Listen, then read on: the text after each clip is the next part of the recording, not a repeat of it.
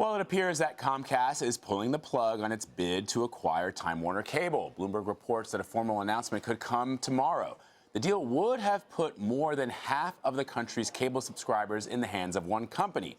Comcast, Time Warner, and the FCC have not yet commented. Michael Santoli is a senior columnist at Yahoo Finance and has been following the story since the merger was first proposed. Mike, thanks for being here. Appreciate it. So let's just take it down to the basic level. What were people, and ultimately your take on what lawmakers were most fearful about?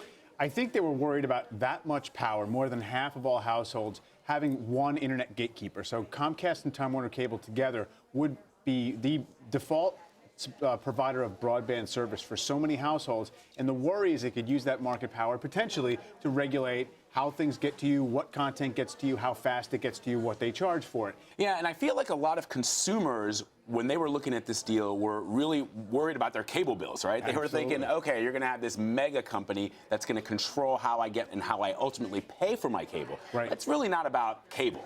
No, it really isn't, because Time Warner Cable and Comcast don't actually compete against one another now to give you cable service, any individual. So no, it really wasn't about that. It was kind of about this power they would have as the providers of those internet pipes into homes. And I think one thing to consider is that, you know, Comcast and for example, Netflix have skirmished over the years about whether Netflix was going to have a fast track to get to home so they could have good service and their picture quality was uninterrupted. Well, the idea that Comcast could actually regulate that and maybe play one against the other and maybe slow somebody down, I think that definitely resonated with regulators, and they didn't necessarily want to rush into this deal and allow that power to consolidate. If this merger does go through, if it were to go through, is that a real threat that people could see internet, their internet, Netflix, Hulu, all the CBSN, all the things that they get through non-traditional sources somehow bottlenecked? I think there was at least enough of a concern of that they said, let's just slow this down. I don't think anyone thought that they were immediately going to start, being very restrictive on those things and try to maximize the price for them. But I do think there's a sense right now that this industry is really undergoing these historic shifts, and you're seeing all these new services and technological innovation